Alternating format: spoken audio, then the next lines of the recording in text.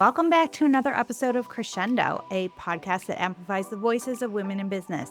I'm your host, Rachel Lipchansky. I'm an entrepreneur turned business strategist and coach focused on helping women find their authentic voice and use it to build profitable, sustainable businesses that enable them to live life on their own terms. My guest today is Sarah Rubinson Levy. She's a consultant who empowers educational leaders who are struggling with irrelevant, outdated, or lacking programs to create effective and engaging environments so that students are prepared for the future. She specializes in the integration of future-ready mindsets and skills and harnessing the power of artificial intelligence.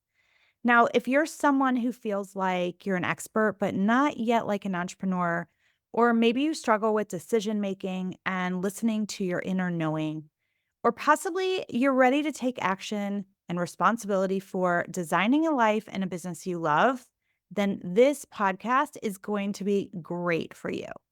Sarah has taken an intentional approach to designing her own beautiful life and shares so many golden nuggets in this conversation.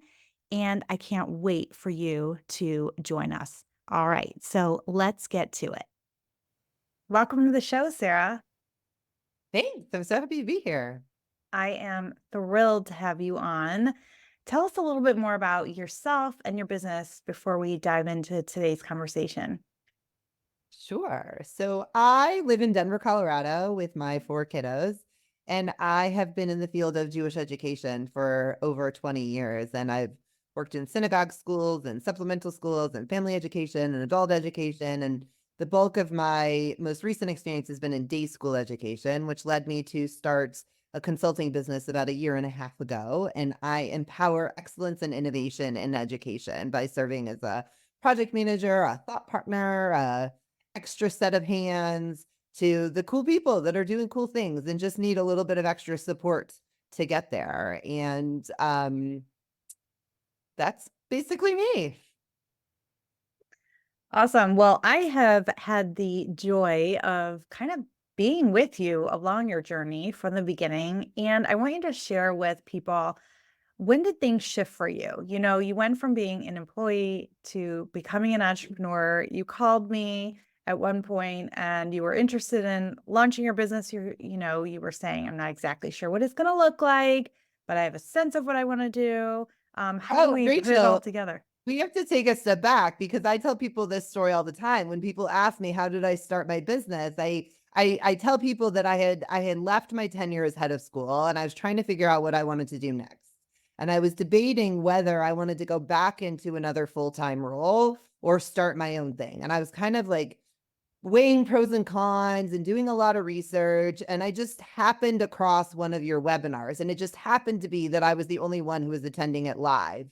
And at the end, I told you, I said, I'm not really sure what I want to do. I don't know if I want to go into being a full-time salaried employee for somebody else or if I want to start my business. And you asked me the question, Sarah, is it really that you don't know or is it that you're scared? And that was the moment that it all shifted for me. Because as soon as you put it into that context, I realized that it was that I was scared, that I did not want to go into being a full-time employee for somebody else. But there was a lot of fear that came up for me about this idea of being an entrepreneur. Like I said, I have four kids.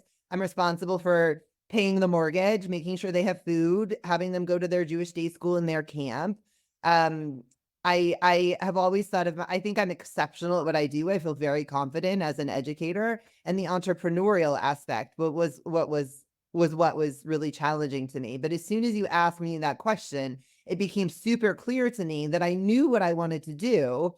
I was just a little bit afraid. And like you said, yes, I worked with you for the first 7 months of my business and you held my hand and talked me through a lot of those fears and helped me to better understand which of those were actual legitimate fears, which of those were fears of growth and things like that. But it was that question that really shifted things for me. Thank you for sharing that because that is such a powerful question, I think, for so many of our listeners. And Crescendo is really all about our voices, the outer voices, the inner voices. And when I asked you that question and I asked you about knowing, I want to dig into this idea of your inner knowing and how you knew that that was the response so quickly. Like it seemed like almost like a visceral response for you. You're like, "Oh, I have the answer to that."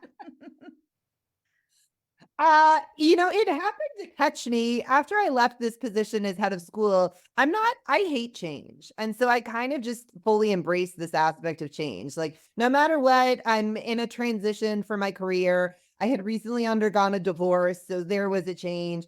And so I kind of just figured if I'm in this period of change, like, bring it. I'm going to bring on all of the change.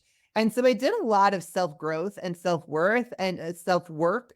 And one of the pieces that I came to understand about myself was that you just mentioned voice. I don't know that I had ever been in a place in my professional life where I felt comfortable and felt empowered to use my voice.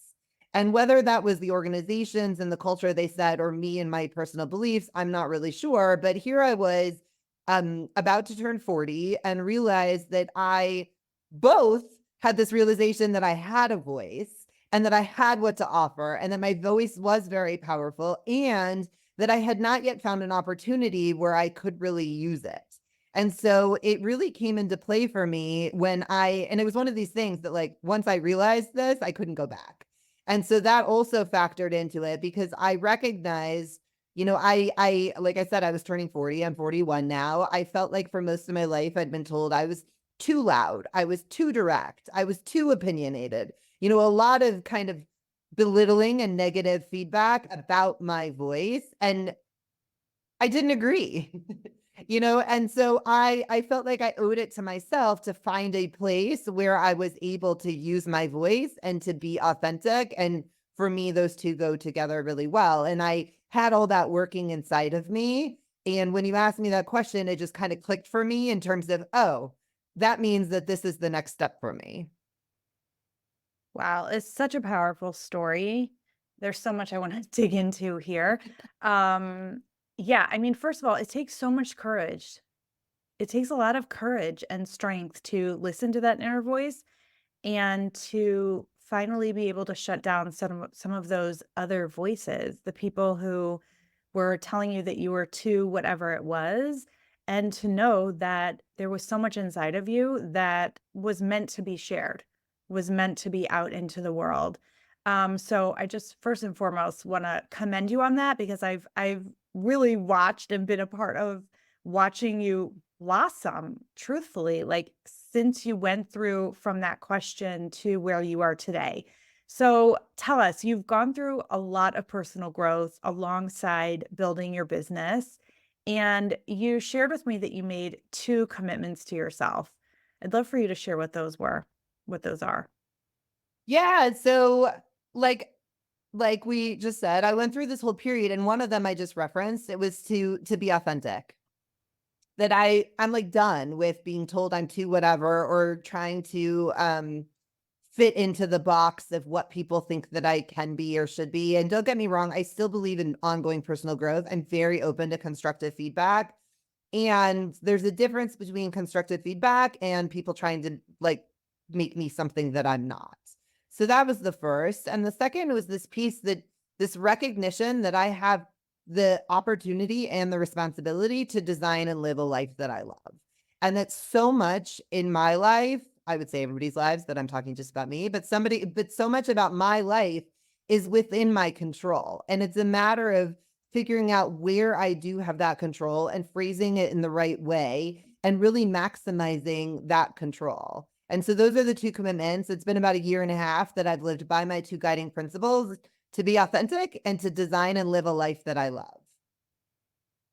That's great. I love that. And when you talk about the ladder of designing a life that you love, was this a new concept for you? Like, did this just come about as you were going through this personal growth journey, or were you aware that was available to you prior to this time? And I ask this question because I've encountered so many women who I feel like are living in the space of status quo, just kind of going through the motions of life and sticking with the job, right? Even though maybe they couldn't fully express themselves, or even launching their own business and still feeling like, gosh, I've become an employee in my own gig, um, and not recognizing how much control they actually have So I'm curious for you if this concept of being able to embrace and create a life that you loved was a new concept for you or something that you had sort of always considered and hoped that you could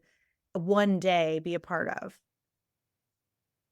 I think it's a little bit of both. I think it'd been on my radar forever. I remember having conversations with mentors of mine about authority versus influence and where you have control. I remember being a school leader and thinking about what's within my sphere of influence and what's not. But the kind of like when your question clicked within me something that I knew, the clicking point for this, I read a book called Designing Your Work Life, and it talks about this. And it talks about it's from a design thinking perspective, and it talks about how there's certain things in life that we can't do anything about. So for example, gravity. We can't do anything about gravity. So if I were to drop my cup and it broke, the question isn't what do I do about gravity? The question would be how do I prevent myself from dropping the cup? Or what kind of cup can I have that if I happen to drop it, it won't break? And so when in reading that book, it really just helps me better understand like, yeah, there are things we can't do anything about. And we just need to focus on what we can do something about and what are the questions that we should be asking. And so reading that book was what clicked for me.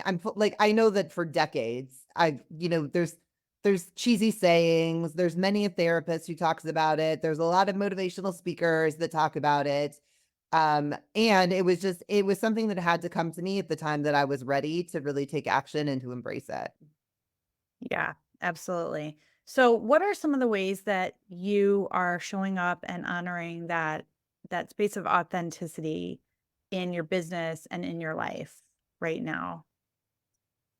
So I have been very clear about what my priorities are and what's important to me. So for example, I have 4 kids. My kids are 8, 10, 11, and 13. I'm acutely aware of how quickly they're growing up. And my 13-year-old's going to be in ninth grade next year. He'll be gone soon. And I really like my kids and I like spending time with them. And so I've set very strict boundaries in my business that I don't work. And like I said, I'm divorced, so I only have them half the time, but I set very strict boundaries that I don't work when I have them. So today, for example, is a Wednesday. I picked them up from school at 3:45, which means that my last meeting has to end by 3:30. And I will not respond to emails this afternoon. I am not available for calls and things like that.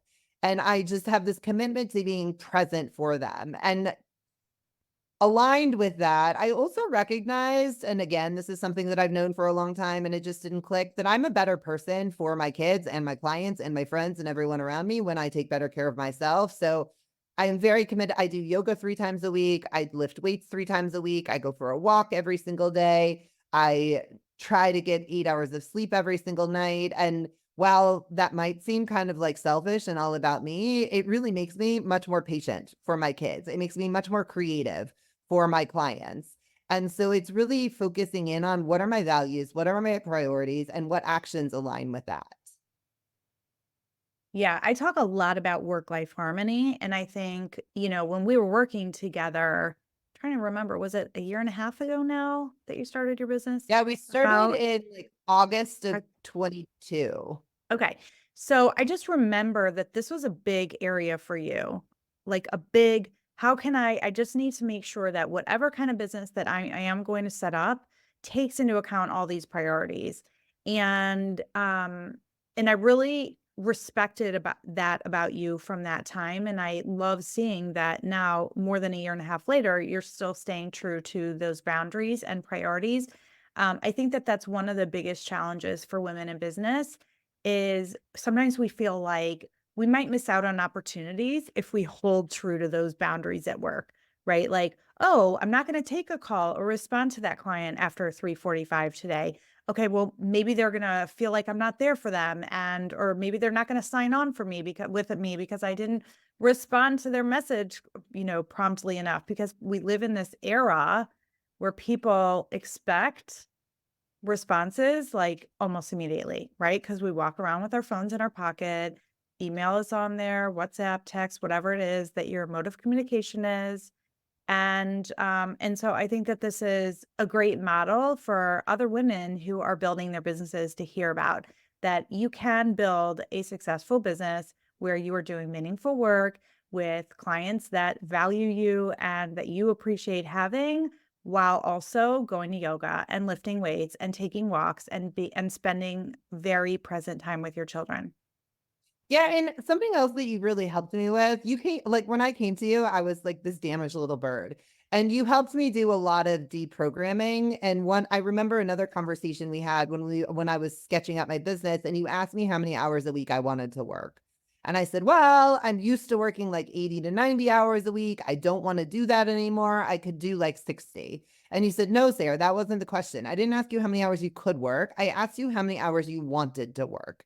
And reframing it in that way was so powerful for me because I recognized that I didn't have to work 60 hours. I didn't have to work 90 hours, especially when I'm in control. Because I found, I mean, one of the reasons that I love what I do now is that I am in total control of my calendar. And so I don't have to agree to meetings that should be emails and like things like that. And so I can be a lot more efficient with my time, but it's also really just allowed me to focus on what do I want and what feels good to me and figuring out what the boundaries are for me. I mean, I like full disclosure, I check my email all the time because I am worried about missing out on something, but an email that doesn't need to be responded to today can wait until tomorrow. And I had a meeting with a client yesterday, for example, and I committed to getting them work done by Friday. And I could have stayed up late last night to do it. And part of me wanted to do it just to get it off my plate. And why? I have until Friday and I can do it. And just kind of reinforcing to myself that the old patterns that I fell into don't have to be that. I told the client I would get them to work on Friday. Today is Wednesday. I'm good. I still have time. I don't need to pull an all-nighter on Tuesday just because I feel pressure to like prove myself. Yeah, yeah. So I think it's like knowing what it is that you desire and then creating the boundaries around those priorities and that vision for what you want your lifestyle to look like. And then the third piece is the constant dialogue, the inner dialogue of holding true to the plans that we make, right? And knowing that we made those original commitments because that's what's best for us, that's what's best for our families, that's what's best for our clients. It's really great. What are Well, some and of the I guiding find that most of my clients are far more understanding of my boundaries than I am. So I feel really guilty about it. Like they'll say, "Can you meet next Tuesday, for example?" And I'll be like, "Oh my gosh, I can't." And I'll be like, "They don't really care. If I say no, how's Wednesday? They're fine." And yet I'm the one who feels like I need to rearrange my whole life and things like that. And just to also that inner dialogue, like you mentioned, of recognizing it's my baggage. Like it does not like they're fine. and don't we all have it? We're all working through that. Okay, so you mentioned your values. What are some of your values guiding principles in your work and in your life? So the one that I'm really focused on right now is curiosity. I find it to be such an important value in personal life, in professional life, in today's political climate. I think that so often we jump to make assumptions, we don't ask enough questions.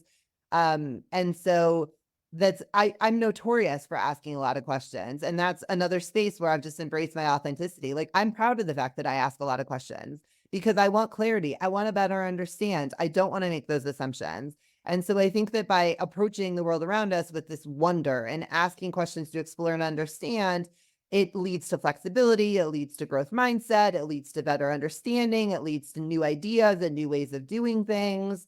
So that's one that I'm really leaning into now. And really, so for example, I've gotten into artificial intelligence in education over the last year. And that's my guiding principle for all the work that I do with that. And when I work with teachers and I work with schools, I encourage them to, approach it with curiosity, approach it with questions. Because if you immediately shut down your thinking about something, it's the opposite of critical thinking. Oh my gosh, I love this idea of curiosity and digging into this on so many levels. I mean, first of all, what we were talking about even before we went live here, but was the idea of like just creating that understanding between people. And as you just alluded to, the current political climate, there is a lot of tension in the world. There's a lot of hatred and bias and ignorance. And I think that curiosity is such a beautiful way to approach that. is if we were all like, I just am having this vision as we're talking of everybody walking around being curious. How incredible would that be? And how much space would that open for conversation, for dialogue, for understanding, for connection? Wow. Also in terms of curiosity in the work that you're doing and really in all of our businesses, I think that when we use this idea of curiosity, we can really challenge anything that comes up for us. So, getting back to boundaries, why am I not holding that boundary, right? Why have I not shown up for myself? That's interesting, that I whatever it was that happened. So I think that this is something that we can apply in so many different ways. I love that you shared that. Well, and like I said, it leads to learning and growth. If you're not holding a boundary, I think a lot of us, especially, high achieving women, are very hard on ourselves. And so if you don't hold a boundary, one response could be, "Oh my gosh, I'm so stupid. I can't believe I did that," which just shuts off the conversation. And then you're in a cycle of guilt and shame. Whereas if you go into curiosity of like, why didn't I? What was I afraid of? Then it can lead to a breakthrough that can lead to growth, which will lead you on a different cycle, not of guilt and shame, but of constant improvement. Absolutely. I feel like we could do an entire episode on artificial intelligence. So I kind of want to like come back to that and have you back on a future episode because as we are recording this, I mean, artificial intelligence has become so important in the dialogue of content creation in business and there's a real intersection of sharing our voices and how we utilize artificial intelligence to strengthen our voices rather than sort of cover or mask or take over our voices. So let's just commit to each other right now for you to come back and have another conversation about that.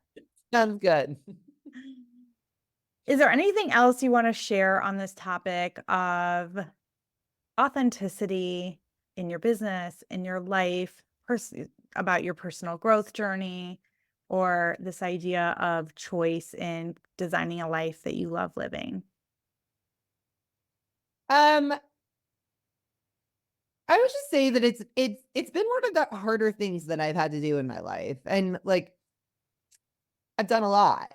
And yet it's one of the things that I'm so grateful that allowed myself to engage in the process with, because I'm now 41 and I just feel really good about where I am with who I am and how I show up in the world. And also recognizing, like I mentioned earlier, like I'm always open for ongoing growth. I just reread a book over the weekend. Tara Moore's Playing Big, also related to this. If people haven't read that, you should read that.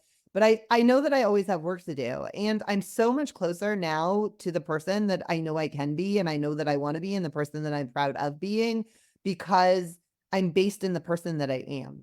And it just feels really good. And so like I said, forever, I had wanted to kind of delve into some of this work and didn't know how to, because you hear people talk all the time about like, I took time to work on myself and I don't know what that means. I'm somebody who needs a checklist. Like, tell me the 7 books I need to read, the course I need to do, the journaling prompts, like I'll do it. And that's not how this works. And so, and I also feel like we've talked a couple of times about things needing to hit you at the right time. But none of this is new. Being authentic, using your voice, none of this is new. And the timing just has to align for people when they're ready to hear it. And I personally don't know that I know that I couldn't have been. I can't be forced to learn anything. I have to be open. I have to get, I'll find that I'll read the same message in 3 different books and I take that as my sign from the universe that now it's time. So like I have to be open to those messages from the universe. I have to be open to learning. I have to be in a space. And I just the approach that I take now, like I've fully embraced my voice. And along with that comes the recognition and the acceptance that my voice is not for everyone. And I'm okay with that. And I would much rather I have made the conscious decision that I want to embrace my voice in all of its authenticity, knowing that it's not for everyone, but knowing that the people for whom it is, like they'll truly appreciate it. They'll get the best of me. It'll be really great. And the other option is to just not really use my voice and just to kind of dim it down and be kind of like around and really not make the impact. And so I know that for me and the work that I want to do and the impact that I want to have, the best option is to fully embrace that voice, be loud, be direct, be opinionated, and just be okay with the fact that it's just not for everyone. Yeah, I love that. And I have seen you do that, and you're doing a brilliant job. How do you think doing this personal growth work that didn't come from a checklist has benefited the growth of your business? So it's led me to be really okay with being visible. And putting myself out there. So when you and I work together, and still one of my big challenges, like I don't feel like I'm a salesy person. That's not my thing. I don't make offers. I don't ask for sales calls. I don't like to do that. And so my whole approach, which I'm a year and a half in, and I'm meeting all of my metrics. So I'm doing okay for now. Is to use my voice. Like that is my number one tool. I post on LinkedIn, I write blogs, I engage in deep conversation. I use my voice in its most authentic way. I tell people how I feel. I tell people my approach. I tell people what it's like to work with me. And if it resonates with people, then great. And I'm very honest in discovery calls. When I meet with a potential client, I tell them, this is my approach. This is what you get from me. This is how I work. If it's what you want, I will be the very best person you could possibly find. If it's not, then it's not. And a conversation like that happened yesterday. It turned out that I wasn't a good fit. And instead of meeting for the full call, 20 minutes in, I told the potential client, like, I'm not what you need. What you need is something else. Like I might be what you need 3 years in, but like you don't need me right now. I would annoy you with my process and my questions and my timelines and all sorts of different things. And they were so grateful for that. And last night I was feeling so good because I could have done the work that they wanted, but like it wouldn't have felt authentic to me. I wouldn't have been serving them in the best way. And so being able to fully embrace who I am and how I show up in this world and being proud of that and openly putting that out there has really helped grow my business. And in the same Mhm. way, like I know it's not for everyone, but it means that the clients that I work with are very aligned. Yeah, I call it a two-way yes. Like when you're on those consult calls, we're looking for two-way yes.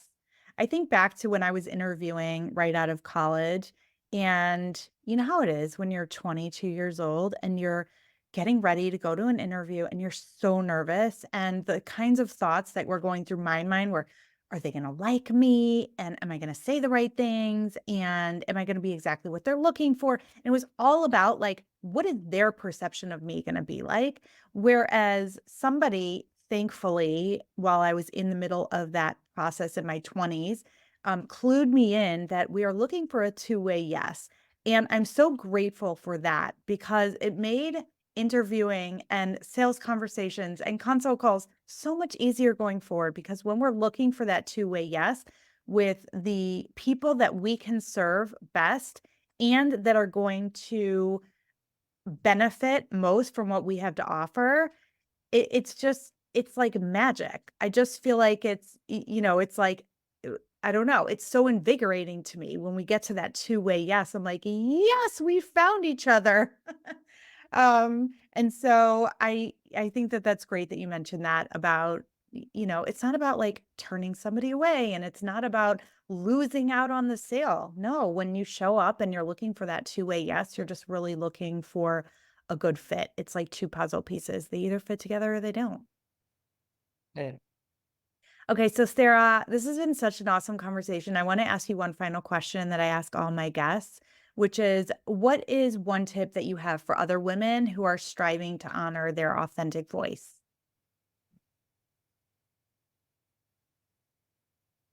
Oh, that's such a good question. So for me, I'm a creature of habit and routine, and there's some things that I think come with motivation, and some things that just like need to be forced, and you fall into them by habit. And so one of the things that I do, I have a morning journaling exercise where I list an intention for the day and some things that I'm grateful for. But I also put, like, it's cheesy, but I list a reason that I love myself. And when I first did it, it was like so faking. And now it just comes to me. And it is these things that are authentic. And the rules that I put on it, it can't be like a measure of productivity. It can't be like, because I did that work yesterday or because like my yard looks really good.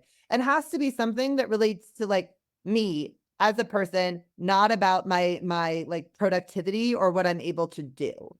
And I think that that has really helped me to just really understand that I, as Sarah, am worthy and have what to offer, even if I don't do all of the things. And like I said, when I first started it, it was so cheesy and so forced. And now it's just habit and it flows and I love it. And so find something like that to just put into your schedule, make it a routine, even if you're not feeling it, because doing the exercise will eventually lead to your feeling it.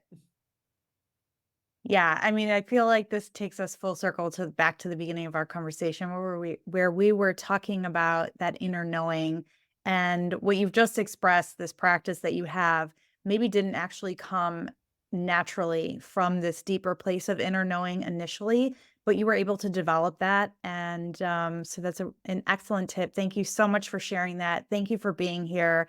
And congratulations on this incredible growth that you've had in both your business and personal life over the last year and a half. I'm delighted to see it and share in that celebration with you. And to our listeners, thank you so much for tuning in. If this episode struck a chord or generated an insight that you'd like to share or capture, we would love it if you would comment here, like, or share this episode.